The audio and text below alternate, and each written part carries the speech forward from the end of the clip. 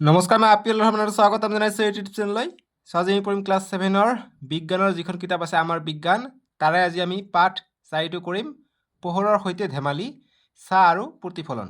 এইটো পাঠত আমি ছাঁ আৰু প্ৰতিফলনৰ বিষয়ে পঢ়িম। এইফালে ইংৰাজী মিডিয়াম দি দিয়া আছে chapter 4 fun with light shadow and reflection. খুবেই এটা ধুনীয়া পাঠ হয়। আজি এইটো পাঠৰ যিখিনি অনুশীলনীত প্ৰশ্ন দিয়া আছে, যেনেকৈ তোমালোকৰ পেজ নম্বৰ 152 তোমালোকে চাব পাৰিবা, অনুশীলনী দিয়া আছে। আৰু ইংৰাজী মিডিয়ামত তোমালোকৰ পেজ নম্বৰ আগৰটো 149 এক্সাৰচাইজ দিয়া আছে। গতিকে এক্সাৰচাইজৰ অনুশীলনীৰ আটাইকেইটা প্ৰশ্ন আমি ধুনীয়াকৈ আজি এইটো ভিডিঅ'ত সমাধান কৰিম। লগতে তোমালোকৰ পাঠৰ ভিতৰৰ প্ৰশ্ন আহে, তোমালোকৰ পৰীক্ষাত কিন্তু পাঠৰ ভিতৰৰ পৰা প্ৰশ্ন বনাই দিয়ে, ঠিক আছে। গতিকে অনুশীলনীৰ প্ৰশ্নবিলাকৰ লগতে পাঠৰ ভিতৰৰ প্ৰশ্নখিনিও লাগিব। সকলোখিনিও মই তোমালোকক ধুনীয়াকৈ এনচাৰখিনি দি দিম। তোমালোকে জাষ্ট চেনেলটো ছাবস্ক্ৰাইব কৰিবা আৰু ভিডিঅ'টো লাইক কৰি দিবা।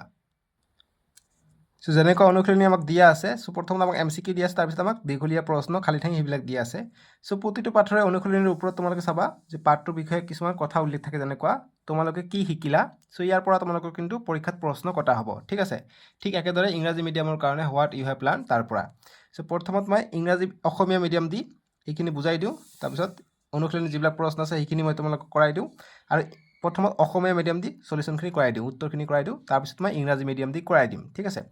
ইংৰাজী মিডিয়াম দি যিমান সময়ত মই কৰাই দিছোঁ ভিডিঅ'টোত, সিমান সময়ৰ মই মিনিটটো স্ক্ৰীনত উঠাই দিছোঁ। তাতে গৈ তোমালোকে যদি ইংৰাজী মিডিয়াম দি পঢ়া, তেনেহ'লে তোমালোকে ইংৰাজীৰ পৰা সলিউশ্যন চাব পাৰিবা ইংৰাজী মিডিয়াম দি, ঠিক আছে। মানে ইয়াৰ পৰা আমি সলিউশ্যনখিনি ষ্টাৰ্ট কৰিম, সিমান মিনিটৰ কথাটি মই স্ক্ৰীনত উঠাই দিম। যি কি নহওক, আমি প্ৰথমত অসমীয়াৰ পৰা সলিউশ্যনখিনি কৰিম। অনুশীলনীটো কৰাৰ আগত মই কৈ আছোঁ কি যে এইখিনি কথা জনাৰ দৰকাৰ, ইয়াৰ পৰা পৰীক্ষাত প্ৰশ্ন আহে। যেনেকুৱা যে দীপ্তিমান বস্তুবোৰ নিজৰ পোহৰ আছে, গতিকে দীপ্তিমান বস্তুবোৰ কি থাকে, নিজৰ পোহৰ থাকে। তাৰপিছত পোহৰে সদায় সৰল ৰেখাত গতি কৰে, গতিকে পোহৰে সদায় কি ৰেখাত গতি কৰে, সৰল ৰেখাত, খুবেই ইম্পৰ্টেণ্ট, ঠিক আছে।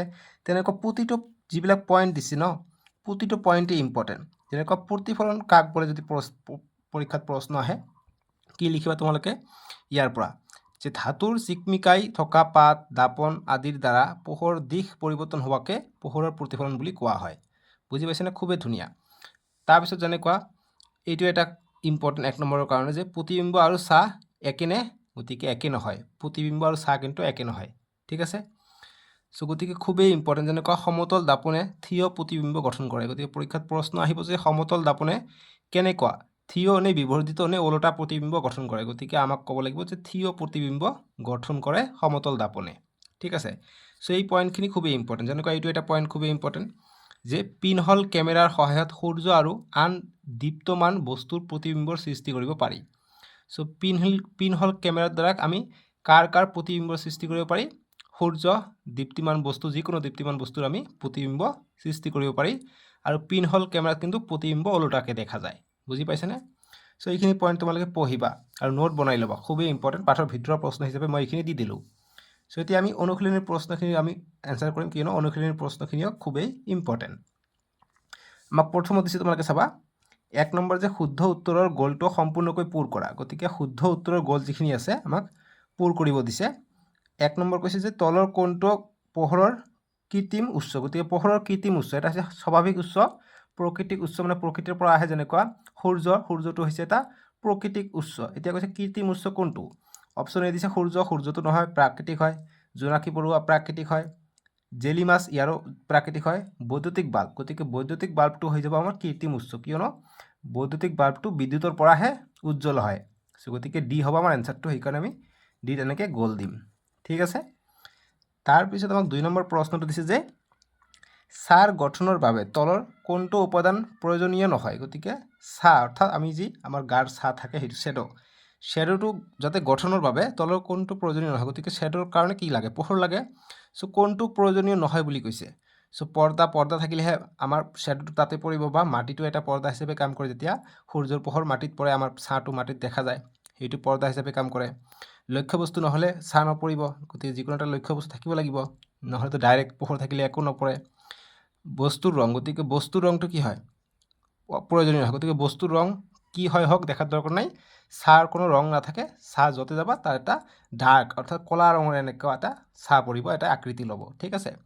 আৰু পোহৰৰ উৎসটো প্ৰয়োজনীয়, কোনটো প্ৰয়োজনীয় নহয় গতিকে বস্তুৰ ৰংটো প্ৰয়োজনীয় নহয় কলা হয়নে বগা হয়নে হালধীয়া হয় হওক এইটো চাহ কি হ'ব ডাৰ্কে হ'ব অৰ্থাৎ কলা টাইপৰে হ'ব ঠিক আছে সো সি হ'ব আমাৰ এনসারটো সি তোমালোকে এনেকৈ গোল চিন দিবা এতিয়া আমাক দিছে 3 নম্বৰটো যে চাৰ ৰং হৈছে গতিকে চাৰ ৰং কি খুবই ইম্পৰ্টেন্ট এই দিছে সদায় কলা আৰু বগা বি দিছে কেৱল কলা সি দিছে কেৱল বগা আৰু ডি দিছে লক্ষ্য বস্তুৰ সৈতে একে গতিকে চাৰ ৰং কৈছে সদায় কলা আৰু বগা গতিকে কলা আৰু বগা নহয় কেৱল কলা ঠিক আছে কাৰণ চাৰ ৰংটো কেৱল কলাই পাম আৰু বেলেগ কালাৰ কিন্তু আমি নাপাওঁ ঠিক আছে গতিকে আমি বিত আমি দগাই দিম কেৱল কলা থাকে বা বৰণ নাথাকে চাৰ ঠিক আছে গতিকে কেৱল কলা লক্ষ্য বস্তুৰ সৈতে একে নহয় এইটো চাৰ ৰং হৈছে কেৱল কলা ঠিক আছে বিত আমি দাগ দিম তোমালোকে বুজি পালানে এতিয়া 4 নম্বৰ প্ৰশ্ন দিছে যে তলৰ কোনবিধ পদাৰ্থৰ মাজেৰে আমি দেখা পাব পাৰোঁ গতিকে কোনবিধ পদাৰ্থৰ মাজেৰে আমি দেখা পাওঁ অৰ্থাৎ ট্ৰান্সপাৰেণ্ট হয় এটুকুৰা লোৰ মাজেদি আমি দেখা নাপাওঁ এটুকুৰা কাঠৰ মাজেদি আমি দেখা নাপাওঁ স্বচ্ছ কাঁচৰ গিলাচ গতিকে কাঁচৰ গিলাচৰ মাজেদি আমি দেখা পাওঁ গতিকে সি হ'ব আমাৰ এনসাৰটো সি তেনেকৈ তোমালোকে গোল কৰিবা ঠিক আছে বাকি এখন ডাঠ কিতাপ গতিকে কিতাপৰ মাজেৰে আমি দেখা নাপাওঁ গতিকে সি হ'ব আমাৰ এনসাৰটো ঠিক আছে বুজি পালা এতিয়া নেক্সট 5 নম্বৰ প্ৰশ্নটো দিছে যে সীমাই এখন সমতল দাপনৰ পৰা 3 মিটাৰ দূৰত আছে গতিকে সমতল দাপনৰ পৰা 3 মিটাৰ দূৰত আছে সীমা ছোৱালী এজন গতিকে 3 মিটাৰ দূৰত আছে যদি তাই দাপনৰ পিছপিনে কেইখোজমান আগবাঢ়ে তেন্তে দাপনত প্ৰতিবিম্বৰ আকাৰ কি পৰিৱৰ্তন হ'ব সো তোমালোকে নিশ্চয়কৈ ঘৰত কি চাইছা আইনা দাপনত তোমালোকৰ নিজৰ চেহেৰা চোৱা যিমান দূৰত তুমি থিয় হবা সিমান দূৰতে তোমাৰ প্ৰতিবিম্বটো তাতে দেখা যাব আইনাত ঠিক আছে বা মিৰৰত দাপনত 3 মিটাৰ দূৰৰ পৰা চালে 3 মিটাৰ দূৰতে তোমালোকৰ প্ৰতিবিম্বটো গঠন হ'ব এতিয়া কৈছে যে যদি তাই দাপনৰ পিনে কেইখোজমান আগবাঢ়ি আহে গতিকে দাপনৰ আগফালে যদি আগবাঢ়ি আহে অৰ্থাৎ আগফালে যদি 2-3 খোজ আগবাঢ়ি আহে তেনেহ'লে কি হ'ব তাই আকাৰটো কেনেকুৱা ধৰণৰ হ'ব সেইটো আমাক ক'ব কৈছে বুজি পাইছানে এতিয়া আমি অপশ্যনকেইটা চাম যে আকাৰ সৰু হ'ব গতিকে যিমানে আমি আগ নাবাঢ়ো কিয় যেহেতু সমতল দাপনৰ আকাৰ সৰু নহ'ব আকাৰ ডাঙৰ হ'ব এইটোও নহয় আকাৰ একে থাকিব আকাৰ ওলোটা হ'ব ওলোটাটো নহয়ে গতিকে আকাৰ একে থাকিব গতিকে সি হ'ব আমাৰ এনসাৰটো যে সমতল দাপনত আমি যিমানে আগা পিছা নকৰোঁ কিয় আমাৰ যেটো চেহেৰা তেনেকুৱা দেখা যাব ঠিক আছে গতিকে আমাৰ এনসাৰ হ'ব অপশ্যন সি যে একে থাকিব আকাৰ একো পৰিৱৰ্তন নহয় আকাৰত ঠিক আছে সৰু ডাঙৰ একো নহয় যেনেকুৱা আছে তেনেকুৱাই হ'ব গতিকে সি হ'ব আমাৰ এনসাৰটো বুজি পালানে এতিয়া আমাক 2 নম্বৰৰ বিলাক দিছে যে খালি ঠাই পূৰ কৰা গতিকে এতিয়া 2 নম্বৰৰ পৰা মই টাইপিং আকাৰে এনসাৰখিনি লৈ আহিছোঁ এতিয়া 2 ৰ পৰা আমি উত্তৰখিনি চাই যাওঁ 2 নম্বৰ দিছে খালি ঠাই পূৰ কৰা 2 ৰ 1 নম্বৰ প্ৰশ্ন দিছে যে ছাৰ কোনো ড্যাশ নাই গতিকে খালি ঠাই দিছে গতিকে খালি ঠাইত কি হ'ব উত্তৰ কৰিম যে ছাৰ কোনো ৰং নাই ৰং বা আকাৰ আকৃতি নাই অকল ৰং বুলি লিখিবা হৈ যাব ঠিক আছে তাৰপিছত 2 নম্বৰ প্ৰশ্ন মই ডাইৰেক্ট উত্তৰ দি দিছোঁ যে পিনহল কেমেৰাই ড্যাশ প্ৰতিবিম্ব গঠন কৰে গতিকে খালি ঠাইত লিখিবা ওলোটা প্ৰতিবিম্ব গঠন কৰে 3 নম্বৰ যে ৰাবাৰ ড্যাশ দিয়া আছে গতিকে ৰাবাৰ অস্বচ্ছ কিন্তু কাঁচ স্বচ্ছ ৰাবাৰৰ মাজেদি আমি দেখা নাপাওঁ সেইকাৰণে অস্বচ্ছ হৈ গৈছে আৰু কাঁচৰ মাজেৰে আমি দেখা পাওঁ সেইকাৰণে স্বচ্ছ ঠিক আছে তাৰপিছত 4 নম্বৰ যে যেতিয়া আমি দাপনত চাওঁ বাঁহাতখন সোঁহাত যেন দেখা যায় এনে পৰিঘটনাক কি বুলি কোৱা হয় গতিকে পাৰ্শ্বীয় বিলোমন বুলি কোৱা হয় ঠিক আছে এতিয়া 3 নম্বৰ প্ৰশ্ন যে শুদ্ধ নে অশুদ্ধ লিখা 1 নম্বৰটো দিছে যে অদীপ্তিমান বস্তুৱে নিজে নিজৰ পোহৰ বিলায় গতিকে অদীপ্তিমান বস্তুৱে নিজে নিজৰ পোহৰ নাথাকে বিলাব নোৱাৰে সো গতিকে এইটো অশুদ্ধ হৈ যাব উত্তৰটো তাৰপিছত 2 নম্বৰ যে পোহৰে সদায় সৰল ৰেখাত গতি কৰে গতিকে এইটো একেবাৰে শুদ্ধ হ'ব পোহৰ সদায় সৰল ৰেখাত গতি কৰে গতিকে উত্তৰ হ'ব শুদ্ধ এতিয়া 3 নম্বৰ প্ৰশ্নটো দিছে যে পেৰিস্কোপ পোহৰৰ প্ৰতিফলন ধৰ্মৰ ওপৰত আধাৰিত গতিকে এইটো শুদ্ধ পোহৰৰ প্ৰতিফলনৰ ওপৰত পেৰিস্কোপটো আধাৰিত যাৰ ফলত আমি পেৰিস্কোপটো জেড আকাৰত থাকে আমি যদি মানে পিছফালৰ বস্তু আমি দেখিব যাওঁ তোমালোকৰ চিত্ৰটো দিয়া আছে পেৰিস্কোপৰ চাবা খুবেই ধুনীয়া তাতে দাপনৰ সহায়ত এইটো প্ৰতিফলনৰ সহায়ত আমি এঠাইৰ বস্তু বা আমি বেৰাৰ পিছফালে থাকিও আমি বাহিৰত চাব পাৰোঁ ঠিক আছে গতিকে এইটো শুদ্ধ হ'ব পোহৰৰ প্ৰতিফলনৰ ধৰ্মৰ ওপৰত আধাৰিত হৈছে পেৰিস্কোপ গতিকে শুদ্ধ হ'ব ঠিক আছে তাৰপিছত 4 নম্বৰ যে চন্দ্ৰ দীপ্তিমান বস্তু গতিকে এইটো অশুদ্ধ কিয়নো চন্দ্ৰৰ নিজা পোহৰ নাই সূৰ্যৰ পোহৰক লৈ এইটো আমি উজ্জ্বল যেন দেখো ৰাতি চন্দ্ৰক বুজি পাইছানে এতিয়া 4 নম্বৰ প্ৰশ্ন দিছে যে তলত দিয়াবোৰ মিলাই লিখা ক অংশ দিছে আৰু খ অংশ দিছে মিলাই আমাক লিখিব দিছে তেনেকৈ ইফালে দিছে 1 নম্বৰ যে যিবোৰ বস্তুৱে তাৰ মাজেৰে পোহৰ পাৰ হৈ যাবলৈ দিয়া এইফালে দিছে দীপ্তমান বস্তু, মানে মিলাই লিখিব লাগে। চ' মই মিলাই দিছোঁ, তোমালোকে চাবা উত্তৰটো তোমালোকে বহীত কিতাপত মিলাই ল'ব, নহ'লে বহীত এনেকৈ লিখিবা ক অংশ খ অংশ। যিটো 1 নম্বৰ দিছে যে যিবোৰ বস্তুৱে তাৰ মাজেৰে পোহৰ পাৰ হৈ যাবলৈ দিয়ে, এইটো 3 নম্বৰৰ লগত মিলিব, তাক স্বচ্ছ বস্তু বুলি কোৱা হয়। তাৰপিছত চন্দ্ৰ দিছে, গতিকে এইটো 4 নম্বৰ লগত মিলিব, যে 4 নম্বৰৰ লগত যে অদীপ্তিমান বস্তু। তাৰপিছত 3 নম্বৰটো দিছে যে যিবোৰ বস্তুৱে নিজে নিজৰ পোহৰ বিলায়, গতিকে তাক দীপ্তিমান বস্তু বুলি কোৱা হয়, এইটো 1 নম্বৰৰ লগত মিলিব। আৰু 4 নম্বৰ যে কোনো পৃষ্ঠৰ পৰা পোহৰ উভতি অহা, এইটো 2 নম্বৰৰ লগত মিলিব, তাক আমি প্ৰতিফলন বুলি কওঁ, গতিকে প্ৰতিফলন। ঠিক আছে, প্ৰতিফলন বুলি কওঁ কোনো পৃষ্ঠৰ পৰা পোহৰ উভতি অহা। এতিয়া 5 নম্বৰ প্ৰশ্ন দিছে যে চিন্তা কৰা আৰু উত্তৰ দিয়া। 1 নম্বৰটো দিছে আমাক যে কোনো এটা বস্তুৰ এটাতকৈ অধিক ছাঁ গঠন হ'ব পাৰেনে? চ' আমি উত্তৰ কৰিম পাৰে। কোনো এটা বস্তুৰ এটাতকৈ অধিক ছাঁ উৎপন্ন হ'ব পাৰে। আমি যদি এটা মানুহ থিয় হৈ থাকোঁ আৰু চাৰিওফালৰ পৰা যদি লাইট আহে, আমি 4টা কি পাম? ছাঁ পাম। যেনেকৈ তোমালোকে ক্ৰিকেট খেলত চাবা, যেতিয়া ৰাতি ক্ৰিকেট খেল হ'ব, তোমালোকে চাবা এটা এটা প্লেয়াৰৰ 4টাকৈ শ্বেডো দেখা পাবা, ছাঁ দেখা পাবা, মানে চাৰিওফালৰ পৰা যে লাইট আহে সেইকাৰণে। ঠিক আছে, চ' সেইকাৰণে আমাক যিটো প্ৰশ্ন কৈছে যে কোনো এটা বস্তুৰ এটাতকৈ অধিক ছাঁ গঠন হ'ব পাৰেনে? চ' আমি উত্তৰ কৰিম পাৰে।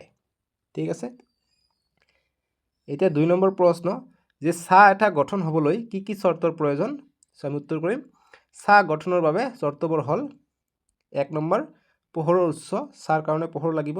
2 নম্বৰ অস্বচ্ছ বস্তু হ'ব লাগিব, স্বচ্ছ বস্তু হ'লেতো পোহৰ পাৰ হৈ যাব, ছাঁ গঠন নহ'ব, সেইকাৰণে অস্বচ্ছ বস্তু লাগিব। আৰু 3 নম্বৰ পোহৰ ৰখাবলৈ এখন পৰ্দা বা পৃষ্ঠ, যাতে পোহৰটো ধৰি ৰাখিব পাৰে, তাৰ কাৰণে পৰ্দা নহ'লে পৃষ্ঠ। যেনেকুৱা আমি যেতিয়া বেলিৰ তলত যাওঁ, সূৰ্যৰ তলত যাওঁ, আমাৰ নিজৰ ছাঁটো দেখা পাওঁ, কিয় দেখা পাওঁ? এই ভূপৃষ্ঠত পঢ়িছে কাৰণে। ঠিক আছে, এতিয়া নেক্সট 3 নম্বৰ প্ৰশ্ন দিছে যে পোহৰৰ উৎস নোহোৱাকৈ আমি ছাঁ দেখা পামনে? চ' আমি উত্তৰ কৰিম পোহৰৰ উৎস নোহোৱাকৈ আমি ছাঁ দেখা নাপাওঁ। পোহৰ নোহোৱাকৈ আমি ছাঁ কেতিয়াও দেখা নাপাওঁ, সেইকাৰণে ৰাতি আন্ধাৰত আমি নিজৰ ছাঁ দেখা নাপাওঁ। 4 নম্বৰ প্ৰশ্ন দিছে যে ধৰা হ'ল তোমাৰ এটা ৰঙা আৰু এটা নীলা বাল্ব আছে, দুয়োটা বাল্বৰ ছুইচ অন কৰা। যদি তুমি ৰঙা বাল্বটোৰ সন্মুখত এটা বস্তু ৰাখা, তেন্তে ছাঁটোৰ ৰং কি হ'ব? নীলা বাল্বটোৰ সন্মুখত বস্তুটো ৰাখিলে ছাঁটোৰ ৰঙৰ কিবা পৰিৱৰ্তন হ'বনে? চ' যদি নীলা আৰু ৰঙা বাল্বৰ সন্মুখত আমি কিবা এটা বস্তু ৰাখোঁ, তেতিয়া ছাঁ কিন্তু ডাৰ্ক নহ'ব, ক'লা ৰঙৰ নহ'ব। ঠিক আছে, তেনে বেলেগ এটা ৰং আহিব। উত্তৰটো আমি এনেদৰে কৰিব লাগিব। এইটো এটা প্ৰেক্টিকেল আছে, প্ৰেক্টিকেলটো কৰিলে একচুৱেলি এইটো বুজি পাবা কি হয়। যেতিয়া ৰঙা ৰঙৰ সন্মুখত বস্তুটো ৰখা হয়, তেতিয়া নীলা ৰঙৰ হয় ইয়াৰ ছাঁটো, আৰু যেতিয়া নীলা ৰঙৰ বাল্বৰ সন্মুখত ৰখা হয়, তেতিয়া আকৌ ওলোটাটো হৈ যায়, ৰঙাটো হৈ যায়। ঠিক আছে, চ' উত্তৰটো আমি কৰিম যে যদি ৰঙা বাল্বটোৰ সন্মুখত এটা বস্তু ৰাখোঁ, তেন্তে ছাঁটোৰ ৰং নীলা হ'ব, অৰ্থাৎ ৰঙা বাল্বৰ ক্ষেত্ৰত নীলা হ'ব ছাঁটো, আৰু নীলা বাল্বটোৰ সন্মুখত বস্তুটো ৰাখিলে ছাঁটোৰ ৰং ৰঙা হ'ব। আৰু যদি আমি নীলা বাল্বটোৰ সন্মুখত ৰাখোঁ, তেতিয়া আকৌ ৰঙা হ'ব। ঠিক আছে, বস্তুটো জাষ্ট ওলোটা হয়। এইটো লিখিবা, ফুল নম্বৰ পাই যাবা। ঠিক আছে, এতিয়া 5 নম্বৰ প্ৰশ্ন। এইটো প্ৰশ্ন খুবেই ইম্পৰ্টেণ্ট, ভেৰি ভেৰি ইম্পৰ্টেণ্ট, যে এম্বুলেন্স এখনৰ সন্মুখত এম্বুলেন্স শব্দটো কিয় ওলোটাকৈ লিখা থাকে? চ' আমি উত্তৰ কৰিম যে এম্বুলেন্স এখনৰ সন্মুখত এম্বুলেন্স শব্দটো ওলোটাকৈ লিখা থাকে কাৰণ দাপোনত প্ৰতিবিম্বৰ পাৰ্শ্বীয় বিলোমন হয়, ফলত এম্বুলেন্সৰ আগত থকা বাহনৰ চালকে পিছলৈ চোৱা দাপোনত ইয়াক এম্বুলেন্স বুলি পঢ়িব পাৰে আৰু বাট এৰি দিব পাৰে। ইয়াৰ ফলত এম্বুলেন্সত থকা ৰোগীয়ে সোনকালে চিকিৎসালয় পাবগৈ পাৰে। ঠিক আছে, এতিয়া 6 নম্বৰ প্ৰশ্ন দিছে যে ৰাতি চন্দ্ৰটো উজ্জ্বল দেখা যায়, সেইবাবে আমি চন্দ্ৰক দীপ্তিমান বস্তু বুলি ক'ব পাৰোঁনে? ৰাতি আমি চন্দ্ৰক উজ্জ্বল দেখা পাওঁ, সেইকাৰণে আমি কি চন্দ্ৰক দীপ্তিমান বস্তু বুলি ক'ব পাৰিমনে? কিয়নো দীপ্তিমান বস্তু কি হয়? পোহৰ থাকে। চ' আমি উত্তৰ কৰিম যে ৰাতি চন্দ্ৰটো উজ্জ্বল দেখা যায় যদিও আমি চন্দ্ৰক দীপ্তিমান বস্তু বুলি ক'ব নোৱাৰোঁ, কাৰণ চন্দ্ৰৰ নিজা পোহৰ নাই। চন্দ্ৰৰ নিজা পোহৰ নাই কাৰণে আমি তাক দীপ্তিমান বস্তু বুলি ক'ব নোৱাৰোঁ। ইয়াক উজ্জ্বল দেখা যায় এটাই কাৰণ সূৰ্যৰ পোহৰ পৰিয়েহে আমি পৃথিৱীৰ পৰা উজ্জ্বল দেখা পাওঁ। ঠিক আছে, 7 নম্বৰ প্ৰশ্ন। ধৰা হ'ল তুমি আন্ধাৰ কোঠা এটাত আছা, কোঠাটোৰ বস্তুবোৰ তুমি দেখা পাবানে? কোঠাটোৰ বাহিৰত পোহৰ থাকিলে বাহিৰৰ বস্তুবোৰ দেখা পাবানে? সো আমাক প্ৰশ্ন কৰিছে যদি আমি আন্ধাৰ কোঠাত থাকিলো হয়, মানে ধৰি লোৱা তোমালোকে পঢ়ি আছা এতিয়া, হঠাৎকে কাৰেণ্ট গুচি গ'ল, বিদ্যুৎ গুচি গ'ল, তেতিয়া কি হ'ব? ৰুমটো অন্ধকাৰ হৈ যাব। এতিয়া অন্ধকাৰ হৈ গ'লে তুমি তোমালোকৰ আৰু কিতাপ পত্ৰ দেখা পাবা নেকি? নিশ্চয়কৈ নোৱাৰা। কিন্তু বাহিৰত চাবা, বাহিৰত খিৰিকী বা দুৱাৰেদি চাবা, যদি বাহিৰত ক'ত বা পোহৰ থাকে তুমি সেইটো দেখা পাবা। গতিকে বাহিৰতটো আমি দেখা পাম যদি পোহৰ থাকেহে দেখা পাম, কিন্তু ঘৰৰ বস্তুটো দেখা নাপাম। সো আমি উত্তৰটো কৰিম যে আন্ধাৰ কোঠাটোৰ বস্তুবোৰ দেখা পোৱা নাযাব, কিন্তু কোঠাটোৰ বাহিৰত পোহৰ থাকিলে বাহিৰৰ বস্তুবোৰ দেখা পোৱা যাব। ঠিক আছে। এতিয়া 8 নম্বৰ প্ৰশ্ন দিছে আমাক যে আকাশত উৰি থকা বিমান এখনৰ ছাঁ কিয় আমি কিয় দেখা নাপাওঁ? গতিকে বিমানৰ এৰোপ্লেনৰ আমি ছাঁটো কিয় দেখা নাপাওঁ? ইওতো ওপৰেদি উৰি ফুৰে, কিয় আমি দেখা নাপাওঁ? সো আমি উত্তৰ কৰিম যে কাৰণ বিমান এখন দ্ৰুত গতিত ভূমিৰ পৰা বহু ওপৰত উৰে, ফলত বিমানৰ ছাঁ আমি দেখা নাপাওঁ। কিয়নো বিমান কি হয়? বহুতো দ্ৰুত গতিত কি হয়? চলে, আৰু দ্ৰুত গতিত চলে, লগতে ভূমিৰ পৰা বহুত ওপৰত উৰে, যাৰ ফলত আমি বিমানৰ ছাঁ দেখা নাপাওঁ। এইটো ছাঁটো কি? যিমান স্পীডত যাব সিমান স্পীডত ছাঁটোও গৈ থাকিব, সো গতিকে আমি দেখা নাপাওঁ। ঠিক আছে। 9 নম্বৰ প্ৰশ্ন যে পিনহল কেমেৰাৰ নীতি কি? পিনহল কেমেৰাৰে সৃষ্টি হোৱা প্ৰতিবিম্বৰ বৈশিষ্ট্যবোৰ কি কি? আমি উত্তৰ কৰিম পিনহল কেমেৰাৰ নীতি যে সৰু বিন্দুৱেদি উজ্জ্বল পোহৰ সৰল ৰেখাৰে পাৰ হৈ গৈ বেৰত পৰি ওলোটা প্ৰতিবিম্ব গঠন কৰে। আৰু পিনহল কেমেৰাৰ বৈশিষ্ট্য লিখিম যে ইয়াৰ বৈশিষ্ট্য হ'ল যে প্ৰতিবিম্বটো ওলোটা হয়, প্ৰতিবিম্বটো বাস্তৱ হয়। 3 নম্বৰ, প্ৰতিবিম্বটো বস্তুৰ তুলনাত সৰু বা ডাঙৰ হ'ব পাৰে, ই দূৰত্বৰ ওপৰত নিৰ্ভৰ কৰে। আৰু 4 নম্বৰ, প্ৰতিবিম্বটোৰ বৰণ বস্তুৰ বৰণৰ দৰেই হয়। গতিকে প্ৰতিবিম্বটোৰ বৰণ যদি হালধীয়া হয়, হালধীয়াই হ'ব। ঠিক আছে, যেনেকুৱা বৰণ তেনেকুৱাই। বুজি পালানে? এতিয়া 10 নম্বৰ প্ৰশ্ন যে মীনা এখন সমতল দাপনৰ সন্মুখত 6 মিটাৰ দূৰত থিয় হৈ আছে। দাপনখনৰ পিনে 1 মিটাৰ আগুৱাই গ'লে মীনা আৰু প্ৰতিবিম্বৰ মাজৰ দূৰত্ব কিমান হ'ব? সো মনত ৰাখিবা যে আমি যে আইনা চাওঁ, আমি যে মিৰৰ চাওঁ, দাপনত আমি নিজৰ চেহেৰা চাওঁ, আমি যদি যিমান দূৰৰ পৰা চাম সিমান দূৰত সেইটো প্ৰতিবিম্ব গঠন হ'ব দাপনৰ পিছফালে। সো ইয়াত কি কৈছে যে মীনাই 6 মিটাৰ দূৰত্বত থিয় হৈ হৈছিলে, তাৰপিছত 1 মিটাৰ আগুৱাই আহিছে। সো আগুৱাই আহিলে 5 মিটাৰ দূৰৰ পৰা থিয় হৈ আছে আইনাৰ পৰা বা দাপনৰ পৰা। গতিকে 5 মিটাৰ দূৰৰ পৰা থিয় হৈ থাকিলে ঠিক দাপনৰ পিছফালে 5 মিটাৰ দূৰত তাইৰ প্ৰতিবিম্ব গঠন হ'ব। গতিকে 5 5 10 মিটাৰ দূৰত তেওঁ থাকিব। গতিকে মীনা আৰু প্ৰতিবিম্বৰ মাজত দূৰত্ব হ'ব 10 মিটাৰ। সো আমি উত্তৰ কৰিম যে মীনা আৰু প্ৰতিবিম্বৰ মাজত দূৰত্ব 10 মিটাৰ হ'ব। ঠিক আছে। 11 নম্বৰ প্ৰশ্ন দিছে যে তলৰ বস্তু বা পদাৰ্থবোৰক স্বচ্ছ, অস্বচ্ছ, স্বচ্ছ, দীপ্তিমান বা অদীপ্তিমান হিচাপে শ্ৰেণী বিভাজন কৰা। গতিকে কোনবিলাক স্বচ্ছ কোনবিলাক অস্বচ্ছ সেইবিলাক আমাক দিব কৈছে। ইয়াত আমাক দিছে যে এখন দাপন, এটুকুৰা কাঠ, কুঁৱলীযুক্ত কাঁচ, এটুকুৰা শিল, সূৰ্য, চন্দ্ৰ, টিউবলাইট, এখন CD, এখন এলুমিনিয়ামৰ পাত, জোনাকী পৰুৱা। এইবিলাক কিন্তু খুবেই ইম্পৰ্টেণ্ট, MCQৰ কাৰণে ইয়াৰ পৰা বনাই দিব। ঠিক আছে। সো আমি উত্তৰটো কৰিম যে শ্ৰেণী বিভাজন তলত দিয়া হ'ল। প্ৰথমত যিটো স্বচ্ছ আছে, স্বচ্ছ এইটো উদাহৰণৰ ভিতৰত এটা স্বচ্ছ পদাৰ্থ নাই, গতিকে আমি নাই বুলি লিখিম।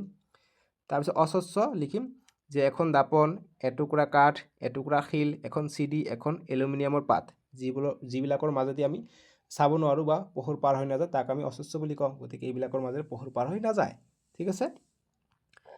তাৰপিছত স্বচ্ছ মানে অলপ অলপকৈ পোহৰ পাৰ হৈ যায়, যেনেকুৱা উদাহৰণটো হ'ব যে কুঁৱলীযুক্ত কাঁচ। গতিকে কাঁচত যেতিয়া কুঁৱলী পৰি থাকে তাৰ মাজেৰে অলপ অলপ দেখা যায়। ঠিক আছে। তাৰপিছত দীপ্তিমান লিখিম সূৰ্য, কমা দিবা সূৰ্য, টিউবলাইট, জোনাকী পৰুৱা, এইবিলাক হৈছে দীপ্তিমান, ইয়াৰ পৰা পোহৰ পোৱা যায়। ঠিক আছে। তাৰপিছত অদীপ্তিমান যে এখন দাপন, এটুকুৰা কাঠ, কুঁৱলীযুক্ত কাঁচ, এটুকুৰা শিল, চন্দ্ৰ, এখন CD, এখন এলুমিনিয়ামৰ পাত। বাছ হৈ গ'ল। বুজি পাইছা? ইয়াত এটা কমা ৰৈ গৈছে, কমাটো দি ল'বা। ঠিক আছে। সূৰ্য, টিউবলাইট, জোনাকী পৰুৱা এইবিলাক হৈছে দীপ্তিমান। ঠিক আছে। সো এতিয়া আমি ইংৰাজী মিডিয়াম দি কৰিম। এতিয়া আমি ইংৰাজী মিডিয়াম দি সলিউশ্যনখিনি চাম। এক্সাৰচাইজ আমাক 1 নম্বৰ কৈছে যে drug and the circle of the correct answer. So exercise চোৱাৰ আগত তোমালোকে এইবিলাক যিবিলাক দি আছে যে হোৱাট ইউ হেভ লাৰ্ণ, এইবিলাকৰ পৰা তোমালোকৰ কিন্তু প্ৰশ্ন আহিব, যেনেকুৱা লুমিনাছ অবজেক্ট হেভ দিয়াৰ অন লাইট। সো এইবিলাকৰ পৰা তোমালোকৰ প্ৰশ্ন বনাই দিব। প্ৰতিটো পইণ্টে ইম্পৰ্টেণ্ট।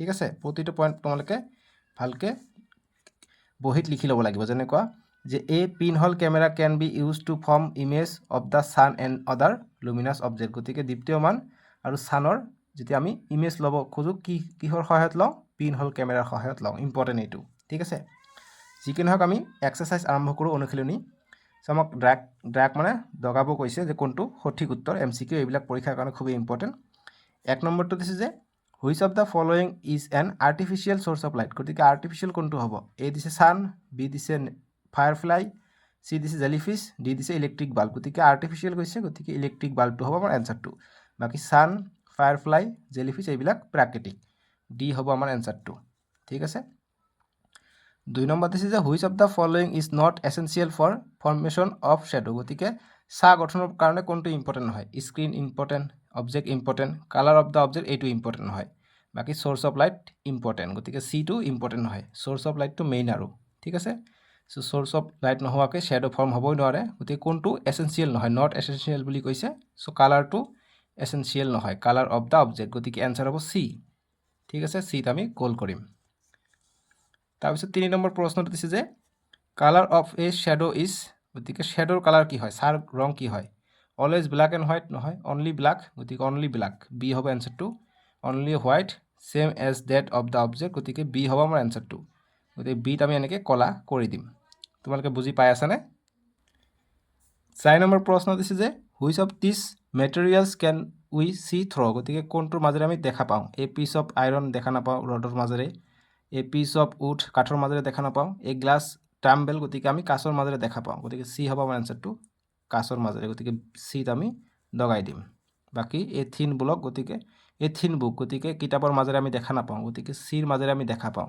উইক চি গতিকে এই গ্লাছ হ'ব ঠিক আছে এই গ্লাছ টাম্বেলাৰ 5 নম্বৰ যে Seema is 3 metre away from a plain mirror if she moves few step closer to the mirror what change will happen to the size or the image in the mirror গতিকে plan মিৰৰ যেহেতু কৈছে গতিকে যিমানে দূৰত যাওক ওচৰত যাওক তাৰ যেটো সাইজ আছে সাইজটো কেতিয়াও চেঞ্জ নহয় ঠিক আছে গতিকে উইল ডিক্ৰিজ উইল ইনক্ৰিজ গতিকে ডিক্ৰিজ মানে কমিব উইল ইনক্ৰিজ মানে বাঢ়িব ডি দিছে উইল বি ইনভাৰ্টেড মানে ওলোটা হ'ব গতিকে এ বি ডি এটাও নহয় সি হ'ব আনসাৰ উইল বি সেম মানে সেম থাকিব ঠিক আছে সো সিত আমি এনেকৈ গোল কৰি দিম ঠিক আছে বুজি পাইছা এতিয়া আমি 2 নম্বৰখিনি সলিউশন কৰি লওঁ 2 নম্বৰ প্ৰশ্ন দিছে যে ফিল ইন দ্য ব্ল্যাঙ্কস 1 নম্বৰ দিছে যে shadow a shadow has no dash গতিকে কি হ'ব কালাৰ হ'ব সো আমি আনসাৰটো কৰিম যে a shadow has no colour 2 নম্বৰ pin hole camera forms dash image গতিকে ইনভাৰ্টেড ইমেজ মানে ওলোটা প্ৰতিবিম্ব গঠন কৰে পিন হোল ক্যামেৰায় 3 নম্বৰ যে rubber is dash but glass is dash গতিকে ৰাবাৰ ইজ অপাক অৰ্থাৎ অস্বচ্ছ আৰু গ্লাস ইজ এইটো কি হ'ব ট্ৰান্সপাৰেন্ট এইটো ড্যাশত লিখিবা যে ট্ৰান্সপাৰেন্ট মানে দেখা যায় গ্লাসৰ মাজেৰে 4 নম্বৰ যে when we look in a plane mirror left hand of our body looks like right hand this phenomenon is called কি হ'ব খালি ঠাইত লিখিবা lateral inversion গতিকে এইটোক lateral inversion বুলি কোৱা হয় সো এইটোৰ কাৰণে কি হয় আমাৰ শো হাতটো বাম হাত দেখা যায় আয়নাত বা দাপনত ঠিক আছে এটা 3 নম্বৰ যে ৰাইট ট্ৰু অৰ ফলস 1 নম্বৰ দিছে যে non Luminous object emit the light off there on গতিকে নন লুমিনাস হলে লাইট ইমিট কৰিব নোৱাৰে সো গতিকে এইটো ফলস হ'ব তাৰপিছত 2 নম্বৰ যে light travels in the form of rectilinear propagation গতিকে এইটো ট্ৰু হয় সৰল ৰেখাত গতি কৰে পোহৰে ঠিক আছে এটা 3 নম্বৰ যে periscope is based on the principle of reflection of light গতিকে এইটো একেবাৰে ট্ৰু হ'ব সঁচা হ'ব শুদ্ধ হ'ব কিয়নো পেৰিস্কোপটো ৰিফ্লেকশন অফ লাইটৰ ওপৰত আধাৰিত 4 নম্বৰ যে মুন ইজ লুমিনাস অবজেক্ট গতিকে এইটো ফলস হ'ব মুনটো লুমিনাস নহয় মুনৰ চন্দ্ৰ নিজা পোহৰ নাই 4 নম্বৰ প্ৰশ্ন যে match the following part A part B দিছে মেচ কৰিব দিছে যে a body that allow light to pass through it গতিকে যদি এলাও কৰে লাইট আৰ পাৰ যাবলৈ তেনেহ'লে কি কয় তাক ট্ৰান্সপাৰেণ্ট অবজেক্ট বুলি কয় গতিকে 1 নম্বৰটো মিলিব 3 নম্বৰৰ লগত মুনটো কি হ'ব মুন হ'ব নন লুমিনাস অবজেক্ট মুনৰ কোনো উজ্জ্বলতা নাই নিজা পোহৰ নাই গতিকে 4 নম্বৰ লগত মিলিব a body emitting its own light গতিকে যদি লাইট ইমিট কৰে তেনেহ'লে তাক আমি কি বুলি ক'ম লুমিনাস অবজেক্ট অৰ্থাৎ দীপ্তিমান বুলি ক'ম ঠিক আছে গতিকে 3 নম্বৰটো মিলিব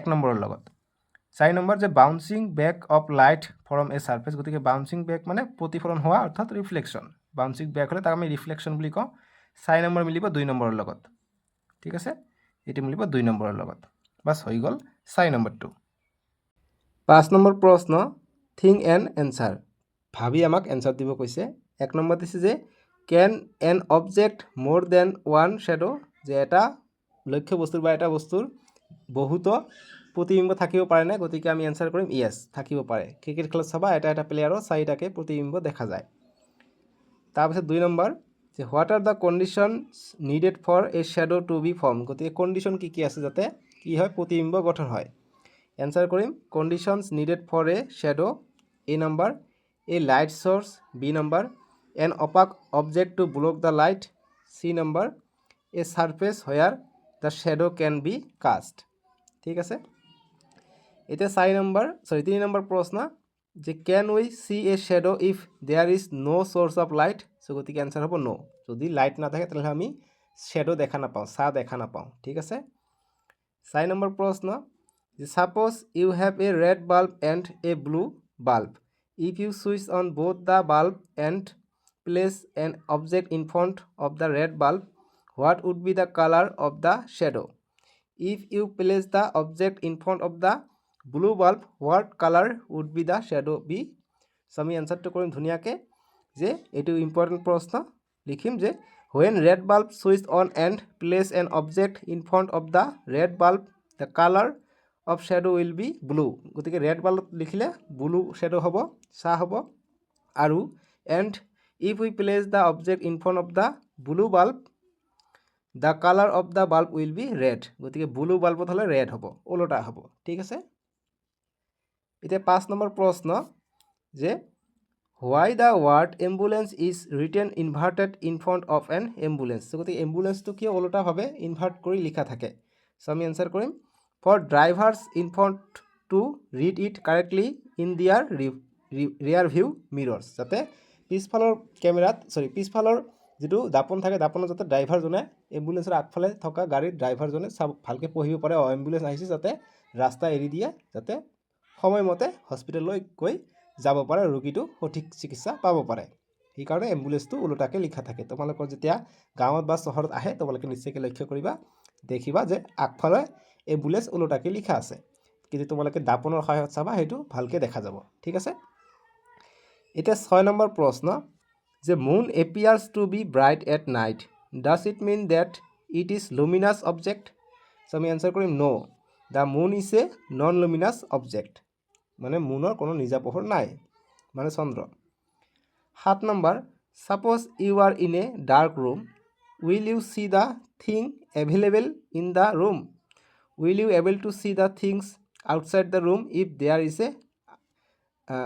there is light outside so আমি आंसर কৰিম যে অন্ধাৰ ৰুমত আমি ঘৰৰ বস্তু দেখা নাপাওঁ কিন্তু বাহিৰত যদি পোহৰ থাকে আমি বাহিৰত দেখা পাও না হেতু খুদিছে সো আমি आंसर কৰিম যে in a dark room we can not see the things available in the room যে যদি অন্ধকাৰ কোঠা হয় তেনলে আমি ৰুমৰ ভিতৰৰ বস্তু দেখা নাপাওঁ তাৰপিছত লিখিম যে yes we will able to see the things outside the room if there is light outside যে আমি বাহিৰৰ বস্তু দেখা পাম যদি বাহিৰত পোহৰ থাকে উজ্জ্বল থাকে ঠিক আছে এতিয়া 8 নম্বৰ প্ৰশ্ন দিছে যে why we can't see the shadow of flying aeroplane যে আমি বিমানৰ কিয় আমি ছা দেখা নাপাওঁ আমি आंसर কৰিম যে the shadow is too small and diffuse to be seen the airplane flies very high in the sky meaning the distance between the plane and the ground is very large that is why we can't see the shadow of a flying aeroplane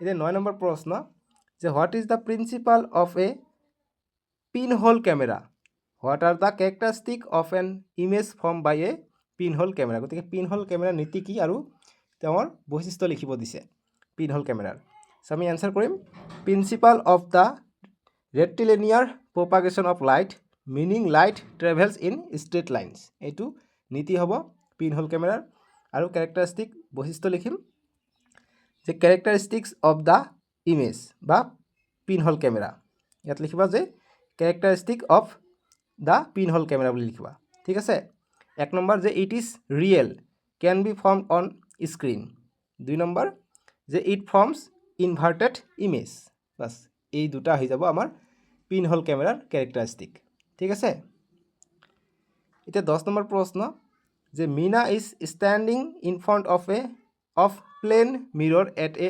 distance of 6 metre she moves forward by 1 meter towards the mirror what the distance between Mina and the image so গতিকে ইমেজৰ মাজত ডিসটেন্সটো 6 metre আছিল তাৰপিছত 1 metre যদি আগুৱাই গৈছে দুফালে 1 metre কমি যাব অৰ্থাৎ আগত 12 মিটাৰ আছিল তাৰপিছত 1 মিটাৰ যদি আগুৱাই গৈছে তেতিয়া মিনা তেতিয়া কি হ'ব মিনা দাপনৰ পৰা 5 মিটাৰ দূৰত্বত থাকিব আৰু মিনাৰ প্ৰতিবিম্ব ইমেজটো 5 মিটাৰ পিছতহে গঠন হ'ব গতিকে 5 5 10 মিটাৰ হ'ব সো আমি আনসাৰ কৰিম the distance between Mina and image is 10 metre 11 number প্ৰশ্ন দিছে যে classify the following objects or materials as opaque transparent or translucent luminous or non luminous এইবিলাক দিছে আমাক যে mirror a piece of wood foggy glass a piece of rock sun moon tube light acd a sheet of aluminum firefly মানে জোনাকী পৰুৱা so আমি answer কৰিম যে opaque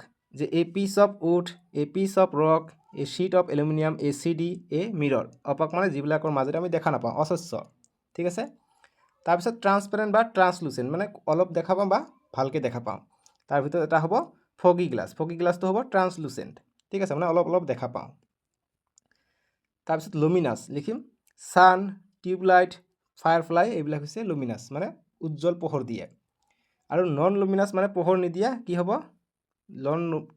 non লুমিনাসত হ'ব এক নম্বৰ হ'ব mirror a piece of wood foggy glass A